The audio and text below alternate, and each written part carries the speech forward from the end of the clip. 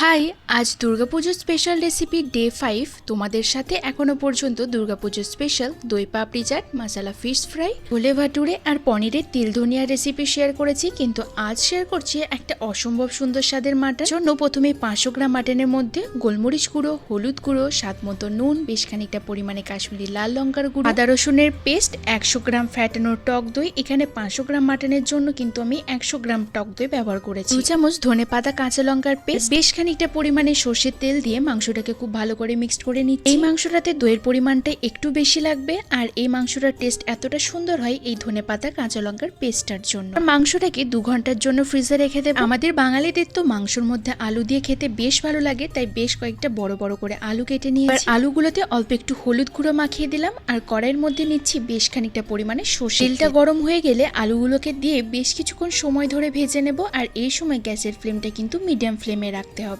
ভাজতে ভাজতে আলুগুলো অনেকটাই সেদ্ধ হয়ে যায়। এবার ওই আলু ভাজার তেলের মধ্যে দিচ্ছি গোটা গরম মশলা, 500 গ্রাম মাংসের জন্য 3টে মাঝারি সাইজের পাতলা করে কুচানো পেঁয়াজ। প্রথমে পেঁয়াজটাকে 3-4 মিনিটের জন্য একটু লাল লাল করে ভেজে নেব। পেঁয়াজটা একটু নরম হয়ে আসলে এর মধ্যে দিয়ে দিচ্ছি হলুদ গুঁড়ো, ধনে গুঁড়ো, জিরে গুঁড়ো। ধনে গুঁড়োটা জিরে গুঁড়োর তুলনায় একটু বেশি। রঙের জন্য অল্প একটু কাশ্মীরি লাল লঙ্কার গুঁড়ো আর অল্প একটু আদা রসুনের পেস্ট দিয়ে মশলাটাকে বেশ কিছুক্ষণের সময় ধরে কষিয়ে যাব। এবার এই মশলাটা কষাতে কষাতে যখন মশলার কাঁচা গন্ধটা চলে যাবে, এখন এর মধ্যে 2টো মাঝারি সাইজের টমেটোকে একদম ছোট ছোট করে কুচি করে বেশ কিছুক্ষণ সময় ধরে কষিয়ে নেব। টমেটোটা একটু গলে গিয়েছে। এবার এর মধ্যে দিচ্ছি 1 টেবিল চামচ ধনেপাতা কাঁচা লঙ্কার পেস্ট আর একটা গোটা রসুন। আবারও 5 থেকে 7 মিনিটের জন্য মশলাটাকে খুব ভালো করে কষিয়ে যাব। এখানে মশলাটা বেশ ভালোভাবে কষানো হয়ে গিয়েছে। এবার এর মধ্যে ম্যারিনেট মাটনটা দিয়ে ফ্লেমটা লো ফ্লেমে রেখে মাটনটাকে 8 থেকে 10 মিনিটের জন্য খুব ভালো করে কষিয়ে যাব। আর কষাতে কষাতে যখন মাংস থেকে তেল ছাড়তে শুরু করে দেবে, তখন ওই মশলার বাটি ধোয়া জল এর মধ্যে দিয়ে এবং 10 থেকে 12 মিনিটের জন্য এটাকে ফুটতে দেব। এই সময়েও কিন্তু গ্যাসের ফ্লেমটা লো ফ্লেমেই রাখতে হবে। এই রান্নাটা তোমরা যদি চাও এরকম কড়াইয়ের মধ্যে কষিয়ে কষিয়ে করতে পারো, কিন্তু যদি একটু হাতে সময় কম থাকে সেক্ষেত্রে কুকারের মধ্যে মাটনটা দিয়ে গ্রেভির জন্য পরিমাণ মতো গরম জল এর মধ্যে দিয়ে খুব ভালো করে মিক্সড করার পর লো ফ্লেমে 7 থেকে 8টা সিটি দিয়ে নামিয়ে নিতে হবে।